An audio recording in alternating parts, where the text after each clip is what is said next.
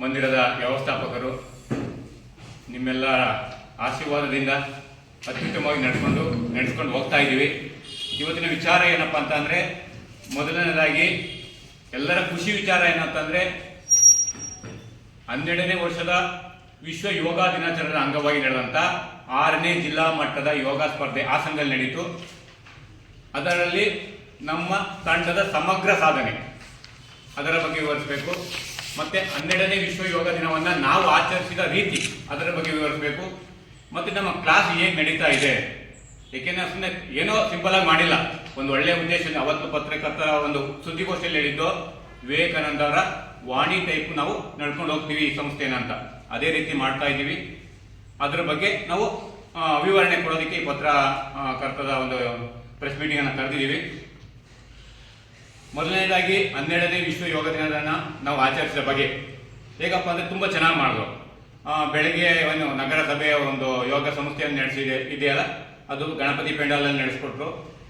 ನಂತರ ರೈತ ಯುವ ಮೋರ್ಚಾ ಪ್ರಸನ್ನ ಅವರು BJP ಕಡೆಯಿಂದ ನಮ್ಮ ಸ್ನೇಹಮಯಿ ವಿವೇಕಾನಂದ ತಂಡ ಆ ಯೋಗ ದಿನಾಚರಣೆಯನ್ನು ನಡೆಸ್ಕೊಟ್ಟು, ನಾನು ಮಂಜುನಾಥ್ ಅಡಗೂರು ಮತ್ತು ಚೇತನಾ ಮೇಡಮ್ ಇಬ್ಬರು ಸೇರಿ ಯೋಗ ದಿನಾಚರಣೆಯನ್ನು ತುಂಬ ಅದ್ದೂರಿಯಾಗಿ ಚೆನ್ನಾಗಿ ನಡೆಸ್ಕೊಟ್ಟು ತುಂಬ ಸಂತೋಷವಾಗೈತಿ. ಎಲ್ಲರಿಗೂ ಕೂಡ ತುಂಬ ಅಪ್ಸೆಟ್ ಮಾಡಿದರು. ಅದನಂತರ ಸ್ಟೇಡಿಯಂನಲ್ಲಿ ಪೂರ್ಣಚಂದ್ರ ಕಾರ್ಮೆಂಟು ಮತ್ತು ಇತರ ಸಂಘ ಸಂಸ್ಥೆಗಳು, ರೋಟರಿ ಕ್ಲಬ್ ಆಗಿರ್ಬೋದು, ಲಯನ್ಸ್ ಕ್ಲಬ್ ಆಗಿರ್ಬೋದು, ಕಾನೂನು ನಿಮಗೆ ಗೊತ್ತಿರಲಿ, ಅವರೆಲ್ಲ ಬಂದಿದ್ರು. ತುಂಬ ಅದ್ಭುತವಾಗಿ ಬಂತು. ನೀವು ನೋಡಿದ್ರೆ ತುಂಬ ಚೆನ್ನಾಗಿ ಬಂತು. ನ್ಯಾಯಾಧೀಶರೆಲ್ಲ ಬಂದಿದ್ರು. ಅವ್ರ ಸಮ್ಮುಖದಲ್ಲಿ ನಾವು ಯೋಗ ದಿನಾಚರಣೆ ಮಾಡಿದ್ದು ಅದ್ಭುತವಾಗಿತ್ತು, ತುಂಬ ಖುಷಿ ಕೊಡ್ತು. ಅದರ ಸ್ಫೂರ್ತಿಯ ಫಲವಾಗಿ ನಮ್ಮ ಯೋಗ ಪಟುಗಳಲ್ಲ, ಅವರು ಯೋಗ ಸೇನಾನಿಗಳು, ಅವರೆಲ್ಲ ಕೂಡ ನಾವು ಬರ್ತೀವಿ ಕಾಂಪಿಟೇಷನ್ಗೆ ಹೋಗೋಣ ಅಂತ ವಾಲಂಟಿಯರ್ ಬಂದು ಸುಮಾರು ಒಂದು 2 ತಿಂಗಳು ಟ್ರೈನಿಂಗ್ ತಗೊಂಡಿರ್ಬೋದು ಮ್ಯಾಕ್ಸಿಮಮ್ ಅಂತ. ಅಂದರೆ ಆ ಟ್ರೈನಿಂಗ್ನಲ್ಲೇ ತುಂಬ ಬೆಳಿಗ್ಗೆ ಸಂಜೆ ಕಂಟಿನ್ಯೂಸ್ ಆಗಿ ಬಂದು ಆ ಕಾಂಪೀಟ್ ಮಾಡಬೇಕು ಅನ್ನೋ ಉದ್ದೇಶದಿಂದ ಬಂದು ಅಷ್ಟೇ.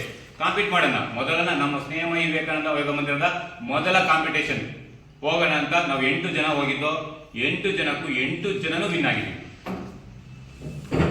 ಅದರಂತೆ ನಾನು ಯಾರ್ಯಾರು ವಿನ್ ಆದ್ರು ಅಂತ ಹೇಳ್ತೀನಿ. ಮೊದಲಿಗೆ ತಮ್ಮೆಲ್ಲರಿಗೂ ನಮಸ್ಕರಿಸುತ್ತಾ, ನಮ್ಮ ಸ್ನೇಹಮಯಿ ವಿವೇಕಾನಂದ ವಿದ್ಯಾಮಂದಿರದಲ್ಲಿ ಕೇವಲ ಶುರುವಾಗಿ ನಾವು ತುಂಬ ವರ್ಷಗಳಂತೂ ಆಗಿಲ್ಲ, ಕೇವಲ 2 ತಿಂಗಳಲ್ಲಿ ಇಂಥ ಒಂದು ಸಾಧನೆ ಮಾಡಿರೋದು ಇಡೀ ತಾಲೂಕಿಗೆ ಒಂದು ಹೆಮ್ಮೆಯ ವಿಚಾರ. ಜೊತೆಗೆ ನಮ್ಮ ಎಲ್ಲ ಯೋಗ ಪಟುಗಳು ನಮಗೆ ಸಾಥ್ ಕೊಟ್ಟಿದ್ದಾರೆ. ಜೊತೆಗೆ ಅಷ್ಟೇ ಬೆಳಗ್ಗೆ ಸಂಜೆ ನಾವು ಕರೆದಾಗೆಲ್ಲ ಬಂದು ಪ್ರಾಕ್ಟೀಸ್ ಮಾಡಿದ್ದಾರೆ.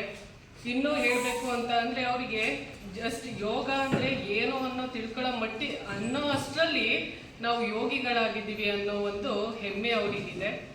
ಸೊ ದಯಮಾಡಿ ಹೇಳ್ತಾ ಇದ್ದೀನಿ, ಎಲ್ರೂ ಅಷ್ಟೇ. ಈಗ ನಮ್ಮ ಯೋಗ ಪಟುಗಳಿಗೆ ಅಷ್ಟೇ ಅಲ್ಲ, ಚನ್ನರಾಯಪಟ್ಟಣದ ಜನತೆಗೆ ನಾನು ಕೇಳ್ಕೊಳ್ಳೋದು ಇಷ್ಟೇ, ನಾವು ಆರೋಗ್ಯಕ್ಕೆ ಎಷ್ಟು ಪ್ರಾಮುಖ್ಯತೆಯನ್ನು ಕೊಡ್ತಾ ಇದ್ದೀವಿ ಫಸ್ಟು ನಾವು ತಿಳ್ಕೋಬೇಕು. ಯಾಕಂದರೆ ನಾವು ಲಕ್ಷಾಂತರ ಜನ ಇದ್ದೀವಿ ಇಡೀ ತಾಲೂಕಲ್ಲಿ. ಆದರೆ ನಾವು ಬರ್ತಾ ಇರೋದು ನಮ್ಮ ಆರೋಗ್ಯಕ್ಕೆ, ನಾವು ಬರ್ತಾ ಇರೋದು ಯೋಗ ಮಂದಿರಗಳಲ್ಲಿ ಕೇವಲ ಬೆರಳೆಣಿಕೆಯಷ್ಟು ಅಷ್ಟು ಮಾತ್ರ. ಯಾಕೆ ಸಾಕಲ್ವಾ? ಸಾಕ? ಖಂಡಿತ ಇಲ್ಲ. ಯಾಕೆ ಅಂತ ಅಂದರೆ, ನಾವು ಇವತ್ತಿನ ದಿನಗಳಲ್ಲಿ ಆಹಾರ ಪದ್ಧತಿ ಆಗಿರ್ಬೋದು, ವಾತಾವರಣ ಆಗಿರ್ಬೋದು, ಎಷ್ಟರ ಮಟ್ಟಿಗೆ ನಮ್ಮ ಆರೋಗ್ಯದ ಮೇಲೆ ಪ್ರದೂಷಣವನ್ನು ಬೀರ್ತಾ ಇದೆ ಅನ್ನೋದು ನಿಮ್ಗೆಲ್ರಿಗೂ ಗೊತ್ತೇ ಇದೆ. ಸೊ ನಮ್ಮ ದೇಹವನ್ನು ನಾವು ಸಮತೋಲನವಾಗಿ ಇಟ್ಕೋಬೇಕು ಅಂತ ಅಂದರೆ ನಾವು ಆರೋಗ್ಯವನ್ನ ಕಾಪಾಡ್ಕೋಬೇಕು.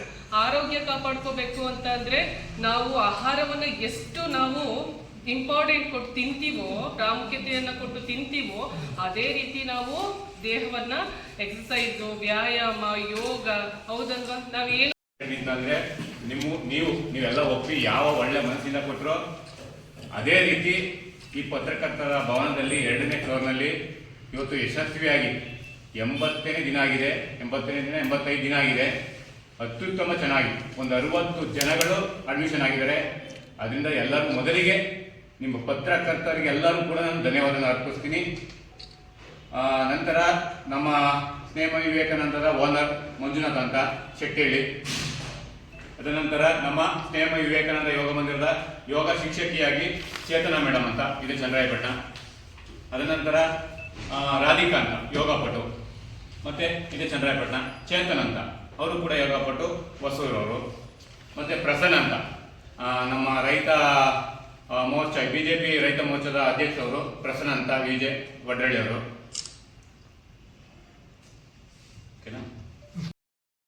ಇನ್ನಾಗಿರೋದಲ್ಲದೆ ಟೋಟಲ್ ಎಲ್ಲ ಹಾಸನ ಜಿಲ್ಲೆಯಿಂದ ಒಂದು 200 ಜನ ಬಂದಿದ್ರು. ಎಲ್ಲ ಟೋಟಲ್ ಎಲ್ಲ ಕ್ಯಾಟಗರಿಯಿಂದ 200 ಜನ ಬಂದಿದ್ರು. ಆ 200 ಜನದಲ್ಲಿ ನಮ್ಮ ಸ್ನೇಹಮಯಿ ತಂಡಕ್ಕೆ ಸಮಗ್ರ ಪ್ರಶಸ್ತಿ ಅಂದ್ರೆ ಹೆಚ್ಚು ಸ್ಥಾನಗಳನ್ನ ಯಾವ ತಂಡ ಗೆದ್ದಿರ್ತದೆ ಅವರಿಗೆ ಸಮಗ್ರ ಪ್ರಶಸ್ತಿ ಕೊಡ್ತಾರೆ. ನಮ್ಮ ಸ್ನೇಹಮಯಿ ವಿವೇಕಾನಂದ ಮಂದಿರ ಶುರುವಾಗಿ ಕೇವಲ 2 ರಿಂದ 3 ತಿಂಗಳಾಗಿದೆ ಅಷ್ಟೇ. ಬಟ್ ಬೇರೆಯವರೆಲ್ಲ 5 ವರ್ಷ 6 ವರ್ಷ ಆಗಿದೆ.